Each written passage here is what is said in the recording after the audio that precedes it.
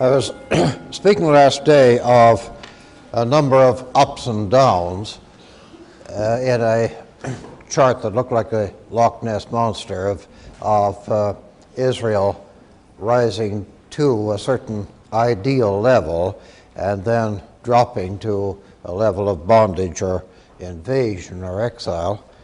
And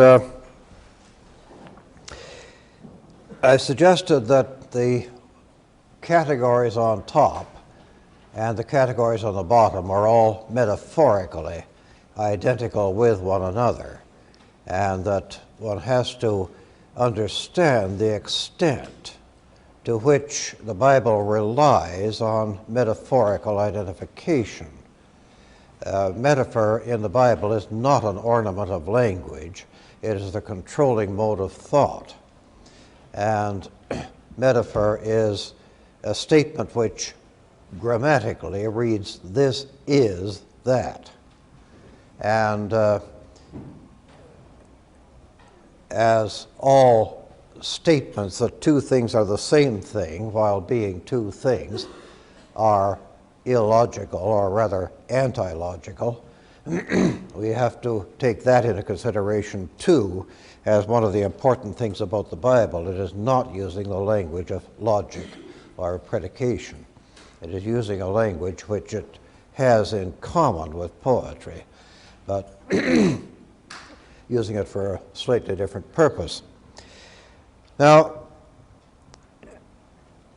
I said that there was, first of all, a story at the beginning of the Bible, according to which Adam was placed in the Garden of Eden and was then thrown out of it into the wilderness. And we can call this, if you like, the paradisal form of existence. And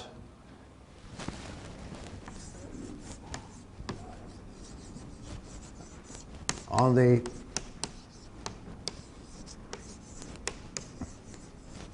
ideal side, we have I'm using the word apocalyptic.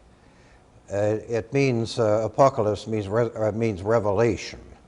The last book in the Bible is Apocalypsis Ioannou, the apocalypse of, or revelation of John.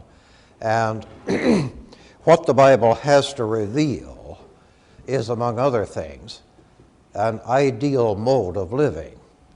And that exists in various categories. And the first category that's presented to us is the paradisal one, which is given us in the form of a garden or oasis. And that is represented as the world that God made to put man into, rather than a world which achieved its form through human effort. And of course, for desert dwellers, the oasis with its trees and its water would be the perfect image of providential creation, of something provided for man without man's needing to do anything about it.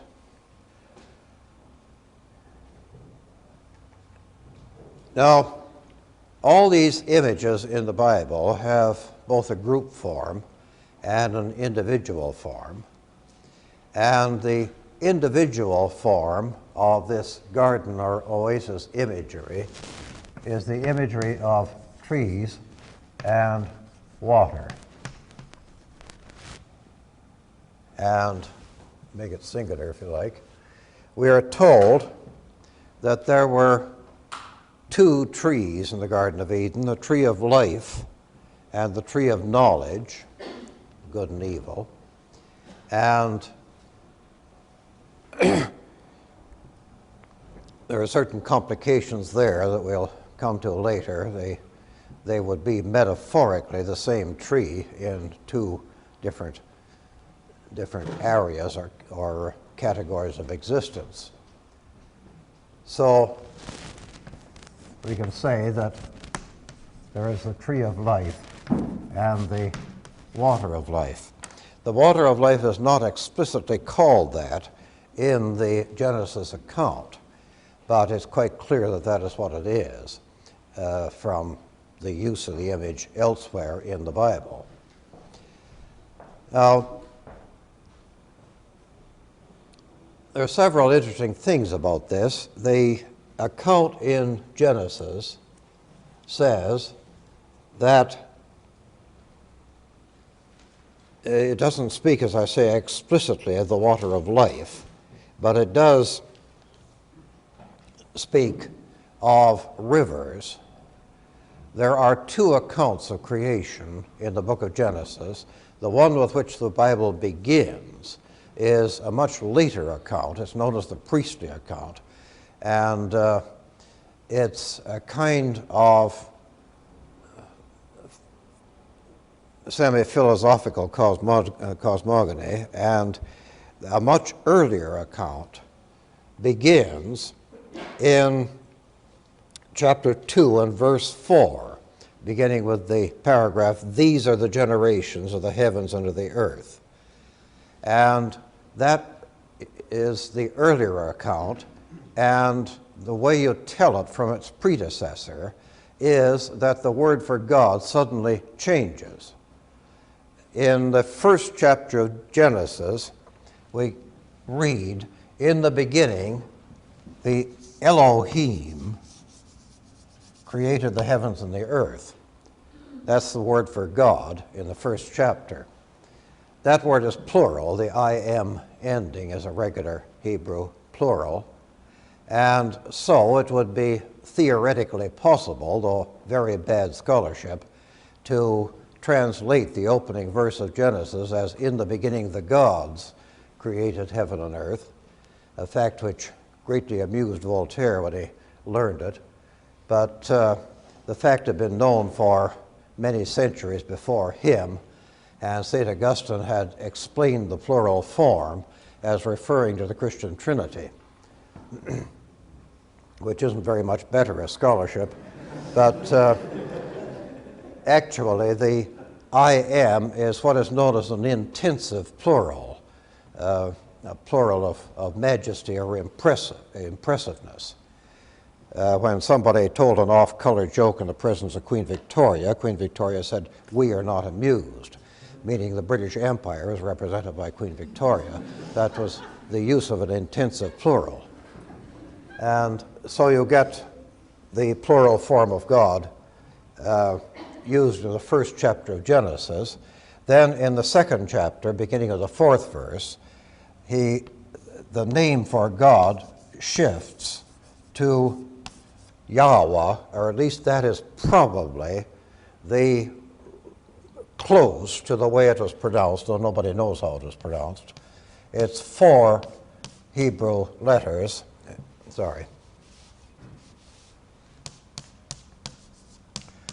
And as you perhaps realize, in Hebrew of the Old Testament, only the consonants are written down, and all the vowels, or practically all the vowels, are editorial. The result was that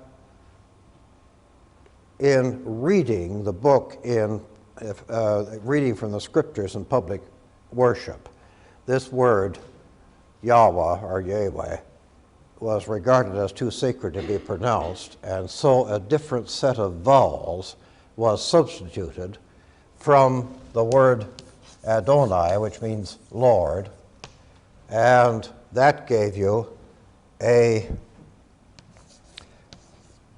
hybrid form that would be something like Jehovah, and by way of Luther's German Bible, that got into English as Jehovah, which is the normal anglicization of this word Yahweh. Well, it is only in this second account that you get much emphasis on the story of the garden, the oasis. And as I say, the water of life is not explicitly called that, but we are told that there was a river which watered the whole garden. It's spoken of as a single river, and this is in chapter 2, verse 10. And a river went out of Eden to water the garden, and from thence it was parted and became into 4 heads. Then the 4 rivers are listed. 2 of them are the Euphrates and Tigris of Mesopotamia. The word Mesopotamia means the land between the 2 rivers. And the 3rd, the Gihon, apparently is the Nile. And the 4th one is more mysterious, according to the Jewish historian Josephus, who lived in New Testament times. The 4th river was the Ganges. He probably meant the Indus. But in any case, you have then a garden stretching from Egypt to India, which would provide a fair amount of space for 2 people to wander in. And it is watered by 4 rivers, which are explicitly said to have one source.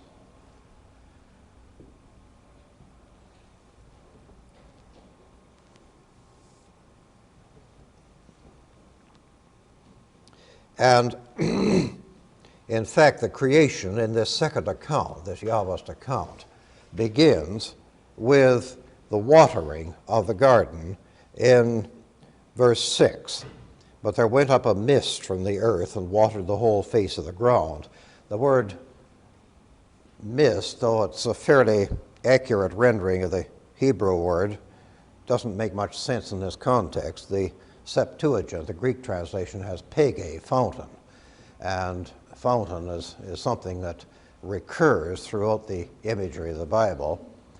What is interesting is the assumption that there are 2 seas under the earth, a sea of sweet or fresh water and a sea of salt water.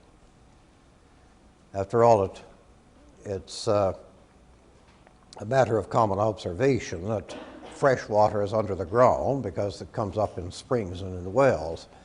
And so you have scattered through the early books of the Bible various references to a sea of fresh water under the ground, and it is this sea of fresh water that waters the Garden of Eden. In the 10 Commandments, the 2nd commandment forbids the Israelites to make an image of any god, including the God of the waters under the earth. And that suggests, by implication, that there must have been other people living near the Israelites who did have such gods and did have statues and temples erected in their honor. The Sumerians, who are the beginning of Near Eastern civilization, had such a god. His name was Enki, and he was, like many fertility gods, an unwearied seducer of female divinities, but he also seems to have been something of a protector of the human race and speaks up for it when the equivalent of the flood story turns up and the gods propose to destroy humanity. In the kingdom which replaced Sumer, the kingdom of Akkad, that was a Semitic kingdom, and they spoke a Semitic language. And they took most of their mythology over from Sumer, but they also had a god of the sweet waters, which they called Abzu. Some people have tried to connect it with the Greek word abyss. And his consort, Tiamat, who was the goddess of the bitter waters, the salt waters.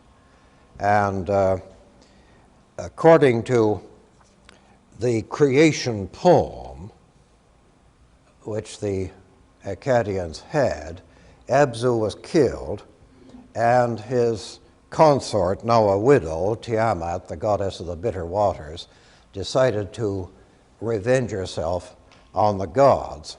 The gods were terrified of her, all except the hero god Marduk. Marduk killed Tiamat, split her in two, and made the heavens out of half of her body and the earth out of the other half.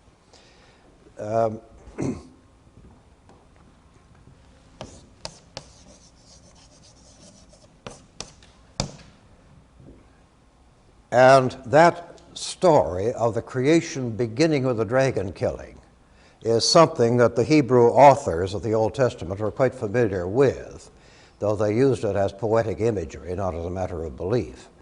And even the late account of creation in Genesis 1, with which the Bible begins, has some faint echoes of an earlier account where the creation was the result of a victory over a dragon.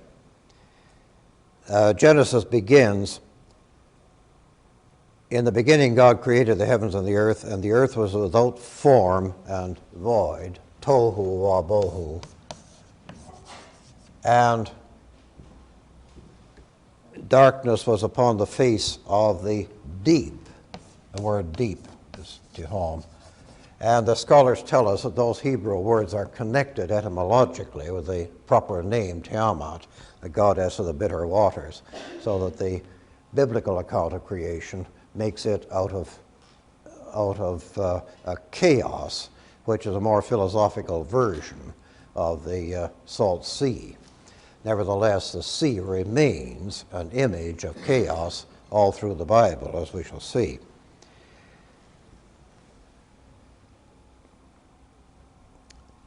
In addition to the freshwater sea under the ground, there is also assumed to be a source of fresh water up in the sky, much higher up than the rain clouds.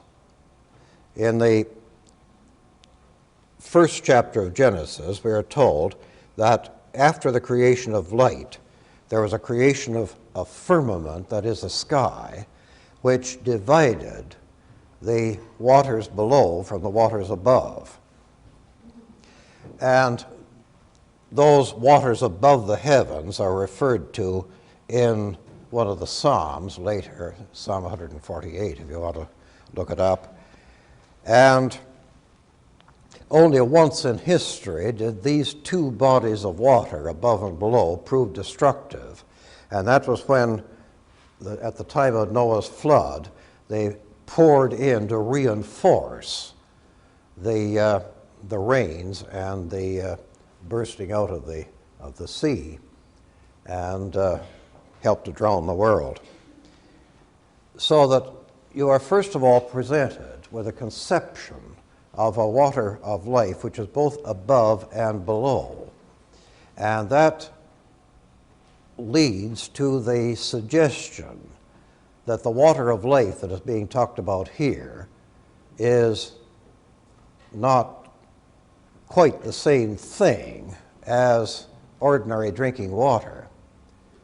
In other words, the suggestion is that man could live in water as well as a fish, and that there would be a state of existence in which water does not drown, it does not necessarily drown man, but he can live in it as one of his own elements.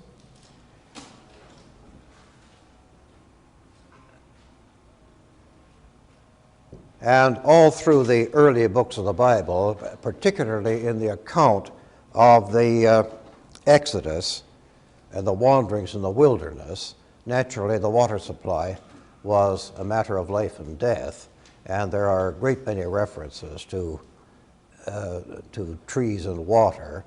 And one of the most important contrasts in biblical imagery is the contrast between living water and dead water. And the King James Bible its great weakness as a translation is its fondness for rationalized translations, or what the funeral service calls the comfort of a reasonable religion. And consequently, it's much less metaphorical than the actual Bible is. And it will say things like springing water, where the Hebrew original has living water. And the first event in the Bible, then, is the expulsion from Eden and the loss of the tree of life and the water of life. We're explicitly told that as regards the tree of life. At the end of chapter 3 in verse 22, "And the Lord God said, Behold, the man is become as one of us, to know good and evil, and now, lest he put forth his hand and take also of the tree of life, and eat and live forever. Therefore the Lord God sent him forth from the Garden of Eden to till the ground from whence he was taken." That's a rather strange verse, at verse 22. It has God addressing an assembly of other gods and speaking as somebody actually terrified of the power that man has now acquired through his knowledge of good and evil. In fact, he's so terrified he can't even finish his sentence. And the sense of losing the tree of life at any rate, and by implication the water of life, is certainly very strongly marked in its emphasis. That is the first event. If you look at the last event in the Bible, that is in Revelation 22, the very last chapter of the last book in the New Testament. And that begins, "And he showed me a pure river of water of life, clear as crystal, proceeding out of the throne of God and of the Lamb. In the midst of the street of it, and on either side of the river, was there the tree of life, which bare 12 manner of fruits, and yielded her fruit every month. And the leaves of the tree were for the healing of the nations." So that the opening incident in the Bible is man's loss of the tree and water of life. The closing incident of the Bible is his regaining of the tree and water of life. And you notice that the river of life is described as a street. That is, it has become an element in which man can live.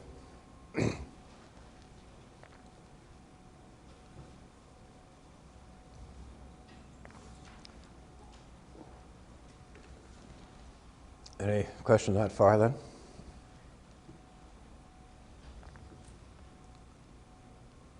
Yeah.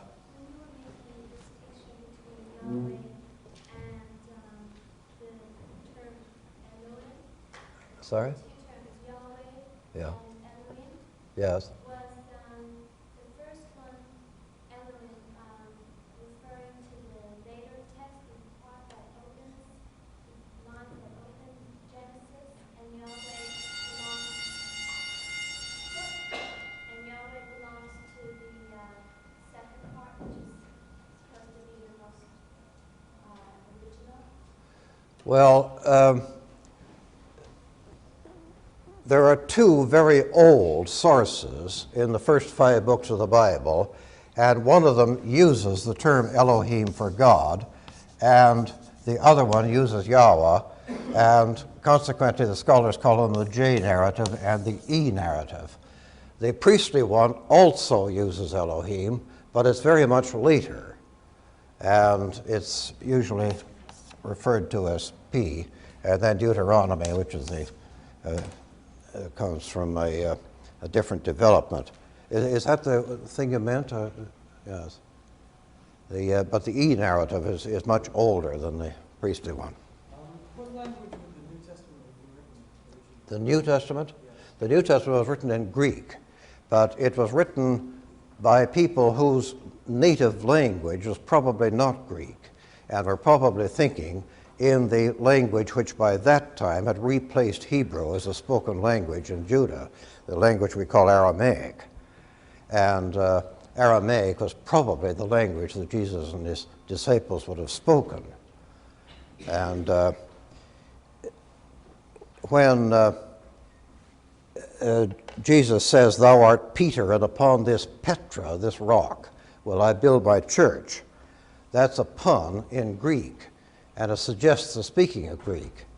But curiously enough, the same pun works in Aramaic, and it's probable that when John the Baptist says, "God is able from these stones, Banam, to raise up children, Benham, to Abraham," that again the original has a pun which is concealed in the Greek version.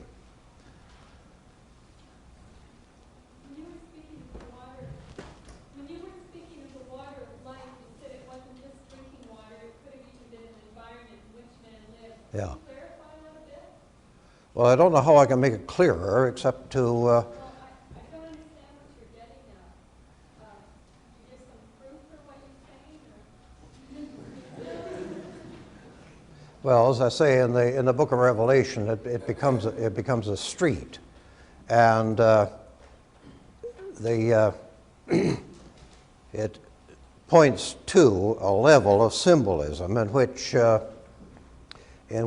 Noah's flood has never really receded. The world that we are living in now, the fallen world into which Adam was thrown, being submarine. And that is one reason why there's a great deal of fish symbolism and other images having to do with water. But we'll see later that the same thing is true of fire, that the suggestions are that man in the state of apocalypse or resurrection could live in all four elements and not merely in earth and air as he now does, and that there is a fire of life and a water of life. Yes, you were interpreting the flood as the waters of the upper firmament joining the rains coming down to earth. Is that, well, from where is that interpretation derived? Is that traditional? It's in the account of the flood itself. The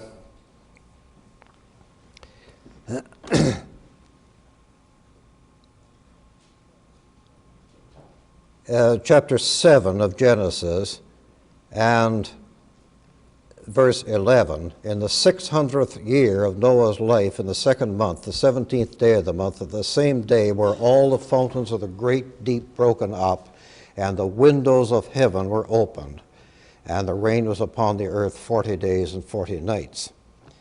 But the windows of the heaven suggests a source of water above the rain clouds.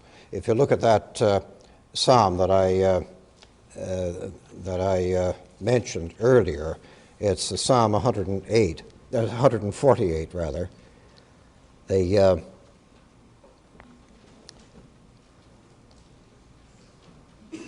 the fourth verse, "Praise him, ye heavens of heavens, and ye waters that be above the heavens." Well, it's a matter of common observation that the rain clouds are below the heavens, and the implication of there being water above, behind the windows of heaven, indicates another dimension of water.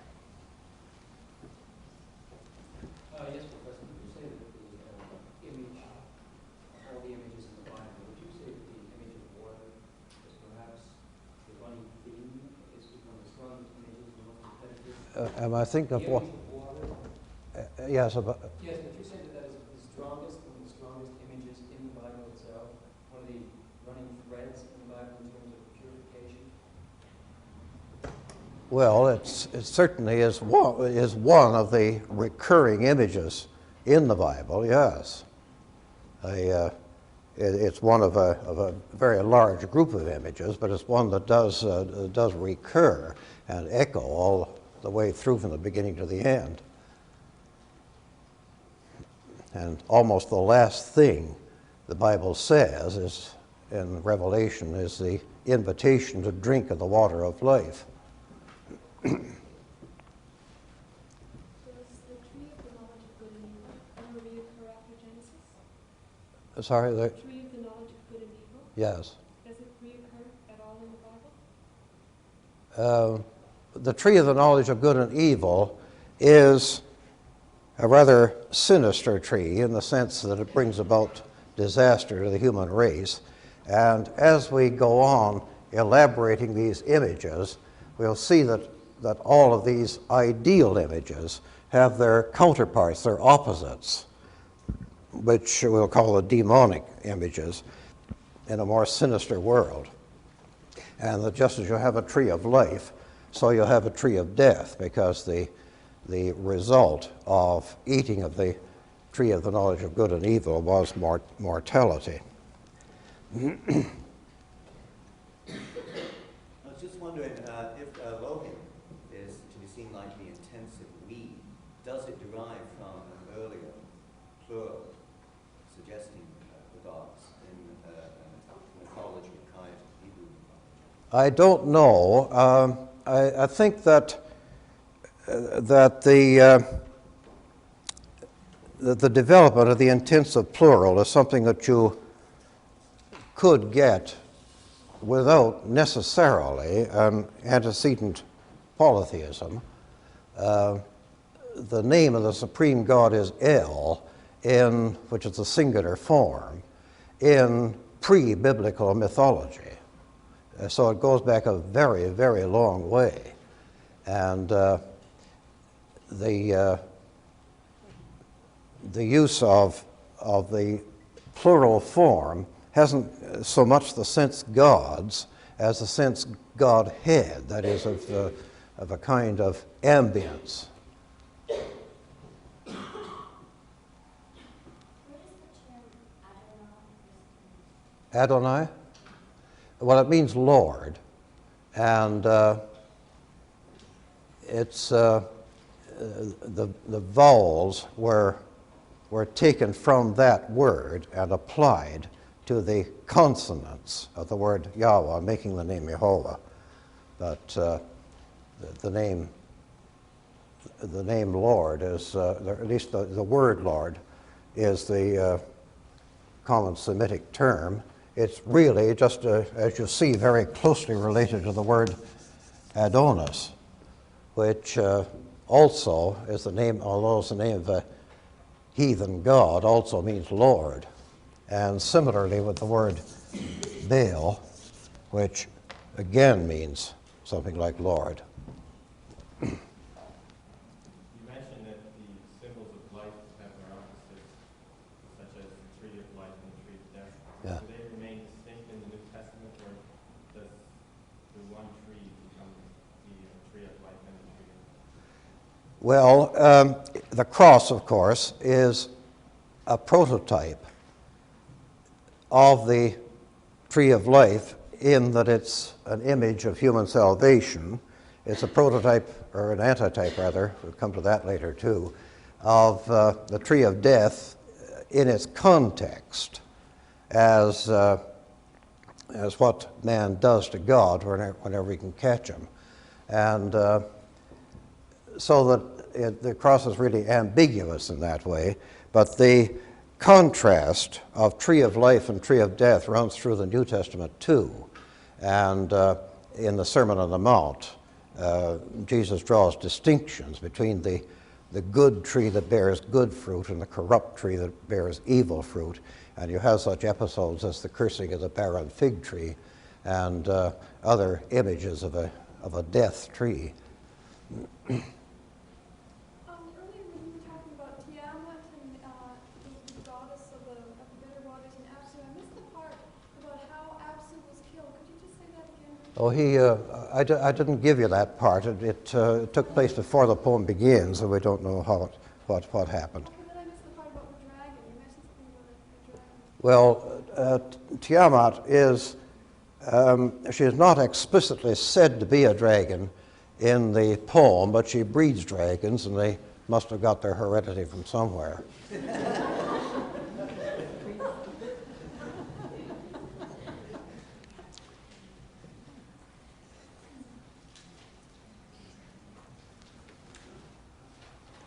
Now, the beginning and the end of the Bible, therefore, are punctuated by the themes of the loss and the regaining of the tree and the water of life. Now, at this point, I want to introduce a principle which is going to be very central in this course, and that is the New Testament's attitude to the Old Testament. The New Testament's view of the Old Testament is that it presents what is essentially a prophecy of what is going to happen later, namely the coming of Christ. And consequently, everything that happens in the Old Testament is a type of something that happens in the New. What happens in the New Testament explains the Old Testament happening, and therefore it's called an antitype.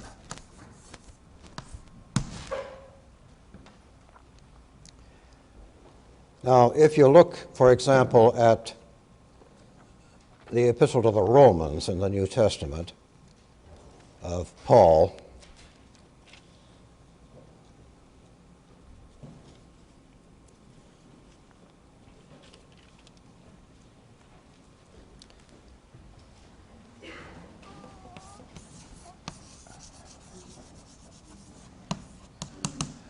Romans 5 and verse 14, Paul says, "Death reigned from Adam to Moses, even over them that had not sinned, after the similitude of Adam's transgression, who is the figure of him that was to come." Well, the Greek word that Paul uses that's translated figure here is the word typos, T-Y-P-O-S, typos. And the Latin rendering in the Vulgate is forma, but the King James Bible has figure because, for the most part, it was the word figura that had come to be the Latin equivalent of the Greek word typos, from which we get type. And so what Paul is saying is that Adam is a type of Christ, and elsewhere he speaks of Christ as the second Adam. And if you look at the first epistle of Peter,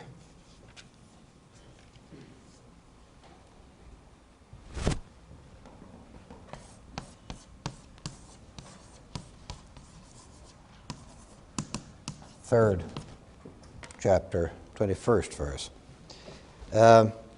"The like figure whereunto even baptism doth now also save us." Here again is the word figure, but the Greek word is not typos but antitypos, antitype. And what Peter is saying, or what the first epistle of Peter is saying, is that the Christian rite of baptism is the antitype of the saving of Noah's family from drowning.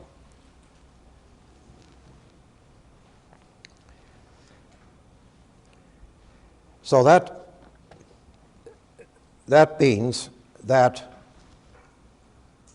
the New Testament is, among other things, a dense mosaic of allusions to the Old Testament.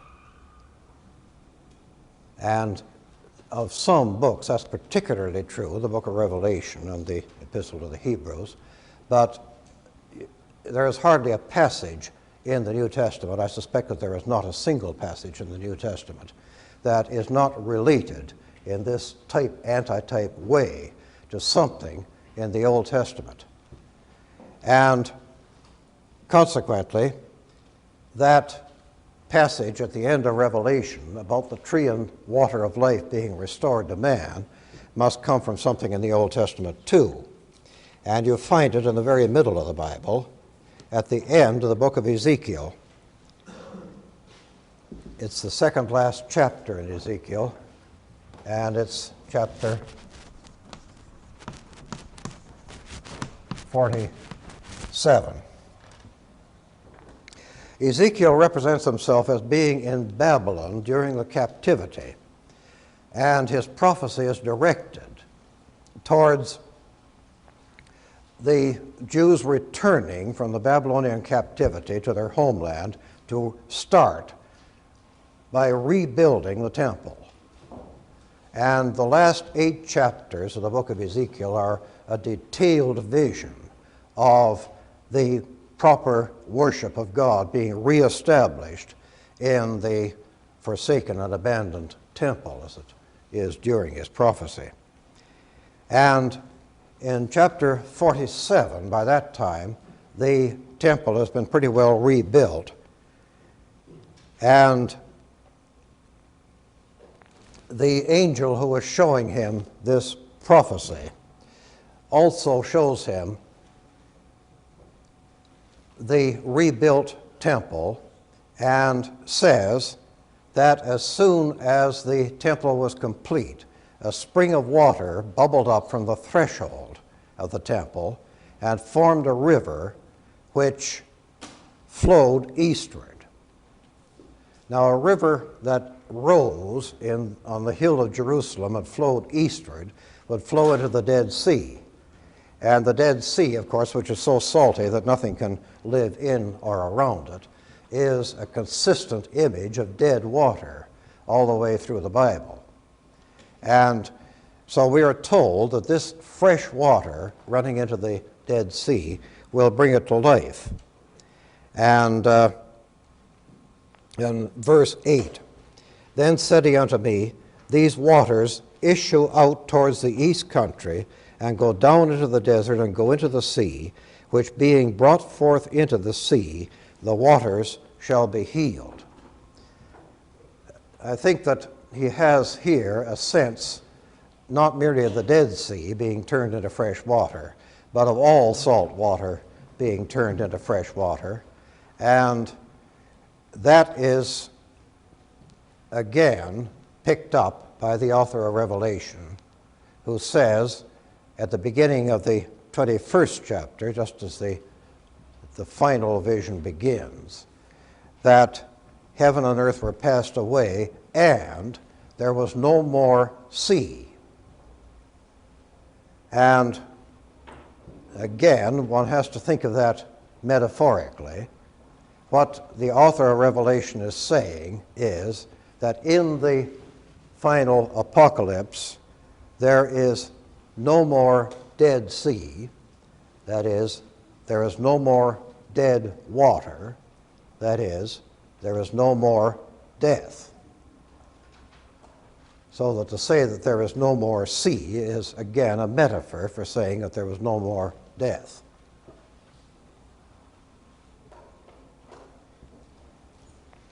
And in Ezekiel's vision in 47, you notice that along with the river, there comes a growth of trees along its bank.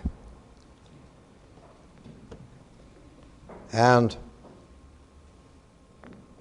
in verse 7, "Now when I had returned, behold, at the bank of the river were very many trees on the one side and on the other," which suggests that metaphorically the tree of life in Eden is not so much a single tree as all the trees. And he says that these trees are also trees of life. In verse 12, "By the river upon the bank thereof shall grow all trees for meat." You have to watch out for the 17th century translation. Meat in 1611 meant any kind of food. And so you just read food for meat. "Shall grow all trees for food, whose leaf shall not fade. neither shall the fruit thereof be consumed. It shall bring forth new fruit according to his months. And that is all picked up and quoted by the author of Revelation, as we just saw.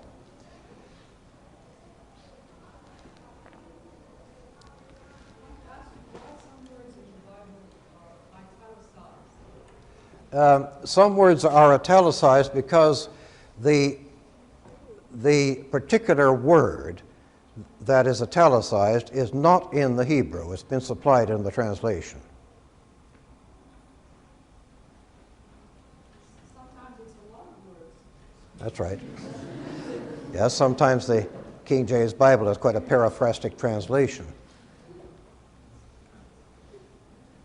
I'd like to know what the Apocrypha is and what its value is in comparison to the body of the Old Testament. Well, the Apocrypha is a group of writings which were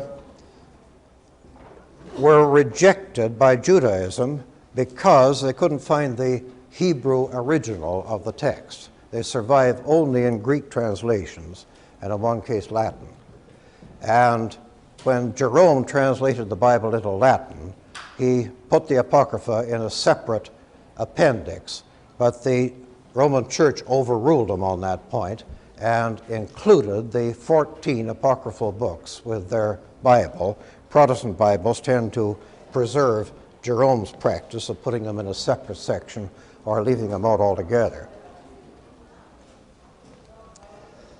Okay?